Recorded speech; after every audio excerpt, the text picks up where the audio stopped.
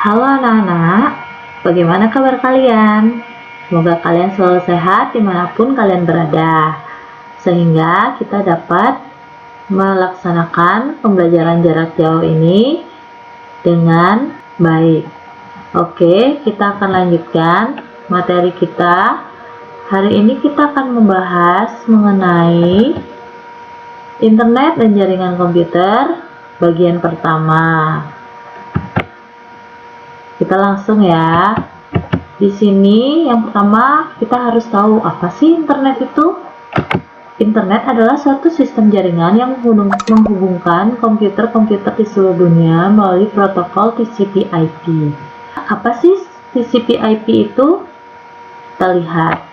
TCP atau Transfer Control Protocol memiliki fungsi sebagai kendali protokol utama untuk identitas dari setiap komputer yang terhubung. TCP berfungsi untuk menyediakan komunikasi yang rapi pada dunia maya.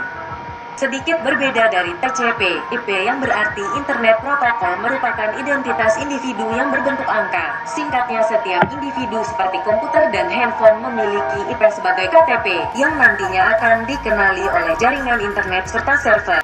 Ya, itulah TCP/IP. Kita lanjutkan ya.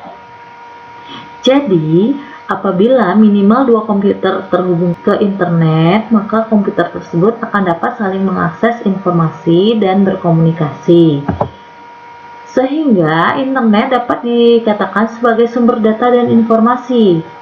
Seperti misalnya kalian sering mencari tugas dengan browsing internet atau searching internet, serta media komunikasi, misalnya melalui WhatsApp, Line, atau sosial media yang lainnya. Kita lanjutkan. Di sini saya akan menjelaskan poin-poin penting tentang sejarah perkembangan internet. Jadi, internet diawali dengan tahun 1957, Uni Soviet meluncurkan satelit pertama yaitu Sputnik pertama. Sehingga Amerika khawatir akan terjadinya perang nuklir, sehingga mencoba membuat sebuah jaringan komputer. Kemudian, beberapa tahun kemudian, tepatnya Agustus 1962, Joseph C. R. Licklider mengembangkan konsep Galactic Network yang merupakan asal mula jaringan. Kemudian, pada tahun 16 Oktober 1962 dibentuklah suatu lembaga riset ARPA (Advanced Research Project Agency) oleh Joseph C. R. Licklider dengan Departemen Pertahanan Amerika. Kemudian pada tahun 1965 Larry Robert dan Thomas Merrill membuat koneksi WAN (Wide Area Network) atau koneksi atau jaringan yang menjangkau satu benua atau satu negara, yang akan dijelaskan di slide berikutnya. Kemudian juga dibentuk hypertext atau hyperlink oleh Ted Nelson. Jadi hypertext atau hyperlink itu gunanya untuk menghubungkan halaman yang satu dengan halaman yang lainnya. Kemudian pada tahun 1969 terbentuklah ARPANET. ARPANET adalah Advanced Research Project Agency Network yang sudah bisa menghubungkan 4 universitas yang ada di Amerika Serikat. Misalnya University of California, Los Angeles, kemudian Stanford Research Institute, University of California Santa Barbara, dan University of Utah. Kemudian pada tahun 1971 terbentuklah Telnet. Telnet adalah aplikasi yang digunakan untuk mengakses komputer jarak jauh, tentunya melalui jaringan. Kemudian 1972 terbentuklah email oleh Ray Tomlinson. Kemudian pada tahun 1982 istilah ARPANET berganti menjadi istilah internet. Kemudian bapak internet adalah Vint Cerf. Kemudian pada tahun 1986 sudah dimulai penggunaan DNS atau Domain Name System. Jadi DNS ini contohnya adalah .com, .co.id, .sch.id, dan lain-lain. Jadi domain ini berguna untuk mengenali suatu alamat web. Misalnya google.com. Com itu berarti perusahaan. Jadi www.google.com adalah suatu perusahaan Google, seperti itu. Kemudian misalnya sch.id itu berarti adalah situs atau web tentang sekolah yang ada di Indonesia, karena SCH adalah sekolah dan ID adalah domain untuk negara Indonesia, seperti itu. Kemudian tahun 1990 internet mulai masuk ke Indonesia. Kemudian di sini kita akan membahas mengenai jaringan komputer. Jaringan komputer adalah jaringan kumpulan komputer yang saling terhubung satu sama lain. Jadi, dalam sebuah jaringan terdapat dua jenis komputer, yakni komputer server dan komputer klien.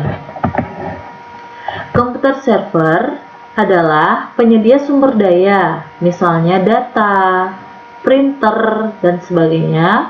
Kemudian dia juga mengatur aliran data dalam jaringan, sebagai polisi ya, polisi dalam jaringan, kemudian bertugas melayani klien dan membuka gerbang menuju ke internet.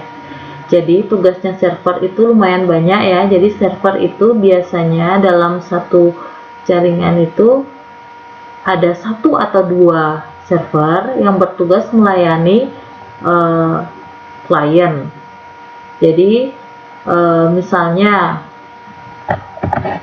klien membutuhkan data, maka komputer server akan menyediakan data. Atau misalnya di warnet ya, di warnet itu kita misalnya ingin mencetak sesuatu dari tempat kita menggunakan komputer warnet, maka kita tidak perlu langsung ke operator, kita langsung bisa mencetak dari tempat kita berada dan hasilnya akan keluar di server atau di tempat operatornya berada. Kemudian misalnya kita ingin mengakses data dari server, maka server akan menyediakan data dan mengirimkannya melalui jaringan, seperti itu. Kemudian di sini komputer klien menerima layanan data dari server, dan juga apabila komputer klien membutuhkan internet, maka komputer server akan menyediakan atau membuka gerbang menuju internet. Jadi intinya seperti ini. Komputer server itu adalah pelayannya si klien. Jadi klien misalnya, server, aku minta data. Oke bos, saya kirimkan data sekarang. Itu katanya server. Atau misalnya klien, aduh aku perlu internet nih. Oh baik bos, sebentar saya bukakan gerbangnya dulu menuju internet. Kurang lebih seperti itu. Kita lanjut ya. Kemudian di sini fungsi jaringan. Karena jaringan itu menghubungkan beberapa komputer, maka kita akan di sini dapat membagi sumber daya, misalnya data, printer, dan sebagainya. Seperti yang saya jabarkan tadi, misalnya kita di sebuah warnet, di situ ada satu server dan misalnya ada 15 komputer untuk user.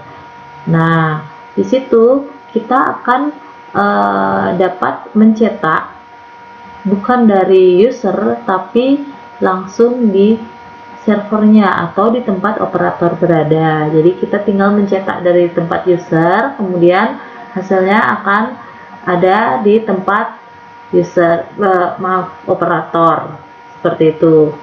Kemudian misalnya kita ingin mengakses data-data misalnya berupa film dari server atau dari operator, maka kita bisa mengaksesnya melalui jaringan seperti itu. Kemudian di sini reliabilitas tinggi, jadi memungkinkan pengguna untuk menyalin data antar komputer, sehingga apabila salah satu data rusak, maka masih ada cadangan di komputer yang lainnya, seperti itu. Kemudian menghemat uang, ini jelas ya, apabila dalam satu jaringan terdapat satu server misalnya dan 15 user atau klien, maka kita tidak perlu membelikan misalnya 16 printer. Kita cukup membelikan satu printer saja yang bagus, kemudian bisa dipakai oleh seluruh jaringan yang ada di sana. Seperti itu akan sangat menghemat uang. Kemudian sebagai sarana komunikasi. Jadi di sini kita juga bisa berkomunikasi melalui jaringan. Kemudian di sini saya akan menjelaskan jenis jaringan secara fisik. Yang pertama adalah berkabel atau menggunakan kabel, seperti yang sudah saya jelaskan di awal pertemuan. Jadi berkabel atau menggunakan kabel LAN ya. Jadi misalnya contohnya di lab komputer menggunakan kabel untuk terhubung jaringan. Kemudian yang kedua adalah nirkabel atau wireless atau tidak menggunakan kabel.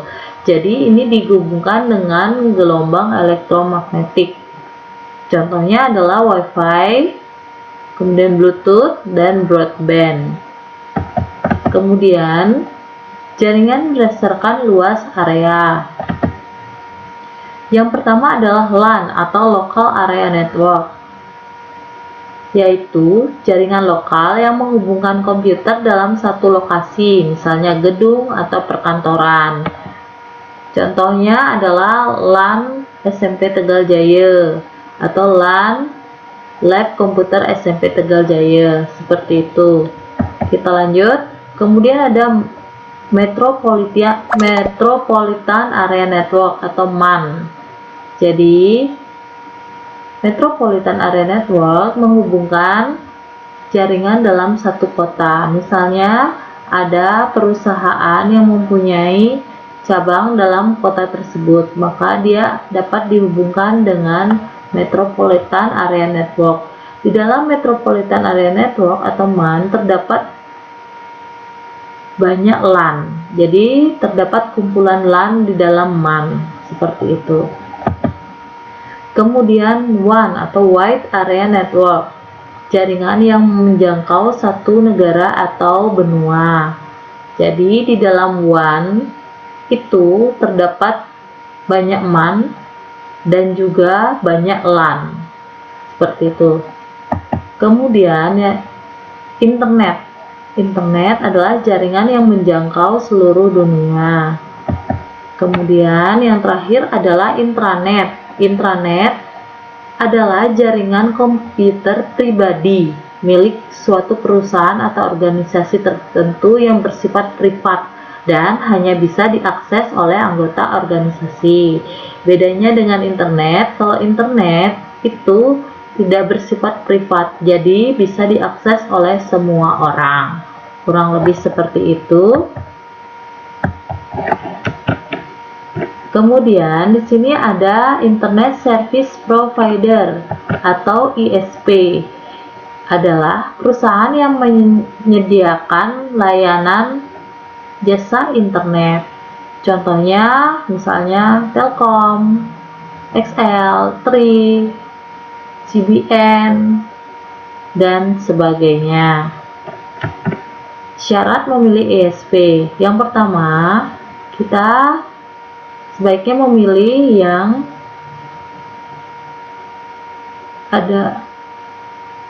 sebaiknya mempertimbangkan untuk kecepatan transfer data. Jadi semakin cepat transfer datanya semakin baik. Kemudian biayanya, apabila biayanya semakin murah, itu juga semakin baik. Kemudian luas jangkauan, jadi semakin luas atau semakin luas jangkauannya, misalnya seluruh Indonesia, maka semakin baik. Jadi kalau kita kemana saja itu tetap terhubung oleh jaringan internet. Kemudian teknologi yang digunakan, misalnya apakah dia sudah 4G atau masih 3G atau masih 8 atau masih 2G dan sebagainya.